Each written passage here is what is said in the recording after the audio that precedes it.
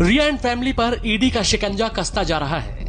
मुंबई में ईडी के दफ्तर में रिया चक्रवर्ती से पूछताछ हो रही है।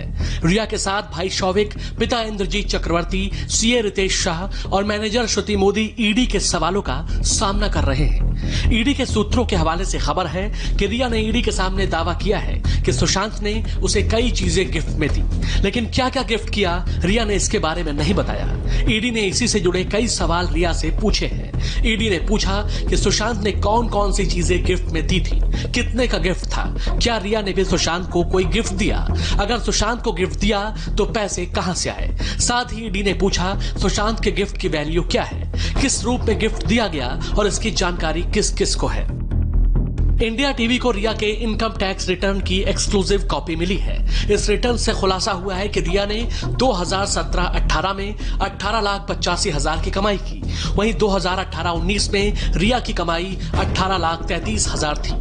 लेकिन सबसे चौंकाने वाली बात है कि रिया ने 2017-18 में प्रॉपर्टी बेचकर 45 लाख की कमाई की, जबकि 2018-19 में रिया ने प्रॉपर्टी बेचकर 58 लाख की कमाई की। यानी 2 साल में रिया ने 1 करोड़ 3 लाख की प्रॉपर्टी बेची। सवाल है कि लगभग 37 लाख की कमाई में रिया ने 1 करोड़ 3 लाख की प्रॉपर्टी कैसे खरीदी और बेची। ईडी मनी लॉन्ड्रिंग के मामले में फिल्म मेकर संदीप सिंह को भी समन भेज सकती है। ईडी को सुशांत और संदीप के बीच ट्रांजैक्शन की डिटेल मिली है। इसी लेन देन के बारे में संदीप से पूछताछ की जा सकती है। संदीप सिंह खुद को सुशांत का बेहद करीबी दोस्त बताते हैं।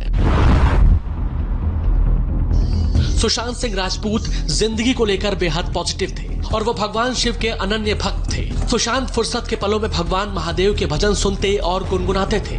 यहाँ तक कि जब वो अपनी गाड़ी में सफर भी करते थे तो कृष्णा दास की शिव आराधना सुनते थे। सुशांत की शिव साधना की तस्वीरें खुद उनकी बहन श्वेता ने सोशल मीडिया में शेयर की है। सुशांत ने पारंपरिक कपड़े पहनकर पूरे विधि विधान से भगवान भोले शंकर की पूजा की थी, जिसमें उनकी बहन, जीजा और परिवार के अन्य सदस्य भी शामिल थे। बताया जा रहा है कि सुशांत के घर पर हुई ये पूजा काल सर्प दोष की पूजा थी। सुशांत की बहन ने सोशल मीडिया में कुछ तस्वीरें शेयर की हैं। ये तस्वीर भगवान शंकर और सुशांत सिंह राजपूत की है। एक तस्वीर में तो आधा चेहरा सुशांत का है और आधा भगवान शिव शंकर का। केरल के इडुक्की लैंडस्लाइड में मरने वालों का आंकड़ा 48 पहुंच गया है। आज मलबे से 5 शवों को और निकाला गया। एनडीआरएफ और फायर ब्रिगेड की टीम रेस्क्यू में लगी है। रविवार को पूरा दिन और देर रात रेस्क्यू का काम चलता रहा। शुक्रवार को बारिश के बाद यहां जबरदस्त लैंडस्लाइड हुई थी, जिसमें 80 लोग दब गए थे। केरल में सिर्फ इडुक्की ही नहीं, अलापुझा, कोच्चि, वायनाड, तिरुवनंतपुरम और कोट्टियम बाढ़ से बुरी तरह प्रभावित है। कोच्चि में रिहायशी इलाकों में पानी भर गया। कुछ ऐसे ही हालात अलापुझा के हैं। कोट्टियम में भी बाढ़ ने लोगों की मुश्किल बढ़ा रखी है। वहीं वायनाड में बारिश के बाद हुई लैंडस्लाइड में 2 घर बर्बाद हो गए। केरल के साथ साथ कर्नाटक में भी बाढ़ का कहर बरपा है। पूरे कर्नाटक में बाढ़ से 12 लोगों की मौत हो चुकी है। दक्षिण कन्नड़ जिले में नदियों का जल स्तर बढ़ चुका है। उफनती नदियां निचले इलाकों में कोहराम मचा रही हैं। प्रधानमंत्री नरेंद्र मोदी ने आज चेन्नई और पोर्ट ब्लेयर को जोड़ने वाली सबमरीन ऑप्टिकल फाइबर केबल का वीडियो कॉन्फ्रेंसिंग के जरिए उद्घाटन किया। पीएम मोदी ने कहा कि अंडमान निकोबार के लोगों को केबल नेटवर्क के जरिए देश के सभी नागरिकों की तरह ऑनलाइन शिक्षा, बेहतर इंटरनेट समेत सभी डिजिटल लाभ मिलेंगे। अंडमान निकोबार में बेहतर संपर्क सुविधा समेत बुनियादी ढांचे को मजबूत करने का काम जारी है। पीएम मोदी ने कहा कि अंडमान जाने वाले टूरिस्टों को भी इसका फायदा मिलेगा। अंडमान निकोबार के लोगों को, बहनों को, बच्चों को, युवाओं को, व्यापारियों, कारोबारियों को भी डिजिटल इंडिया के वो सभी लाभ मिल पाएंगे जो बाकी देश के लोगों को मिलते आ रहे हैं। ऑनलाइन पढ़ाई हो, टूरिज्म से कमाई की बात हो, बैंकिंग ऑपरेशंस हो, शॉपिंग हो या टेलीमेडिसिन दवाइयां हो, अब अंडमान निकोबार के हजारों परिवार को भी ये ऑनलाइन व्यवस्थाएं मिल पाएगी।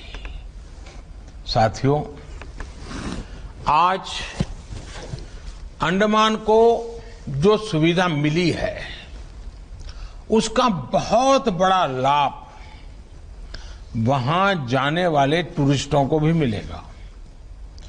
बेहतर नेट कनेक्टिविटी आज किसी भी टूरिस्ट डेस्टिनेशन की सबसे पहली प्राथमिकता हो गई है। देश में कोरोना की रफ्तार थमने का नाम नहीं ले रही है। आम लोगों के साथ साथ अब कई वीवीआईपी भी इसकी चपेट में आ रहे हैं। पूर्व राष्ट्रपति प्रणब मुखर्जी कोरोना पॉजिटिव हो गए हैं। आज उनकी टेस्ट रिपोर्ट पॉजिटिव आई है। प्रणब मुखर्जी ने खुद ट्वीट कर इस बात की जानकारी दी। साथ ही उन्होंने संपर्क में आने वाले लोगों से कोरोना टेस्ट कराने और खुद को आइसोलेट करने की अपील की। कोरोना के कुल केस इस वक्त देश में 22 लाख से ज्यादा हो गए हैं, जबकि अब तक 44,386 लोगों ने कोरोना के चलते अपनी जान गंवा दी है। देश में कोरोना के 6,34,945 एक्टिव केस हैं, जबकि 15,35,743 कोरोना मरीज इलाज के बाद ठीक हो चुके हैं। पिछले 24 घंटे में ही कोरोना के 62,000 से ज्यादा नए केस सामने आए हैं, जबकि 1,000 से ज्यादा मौत हुई है।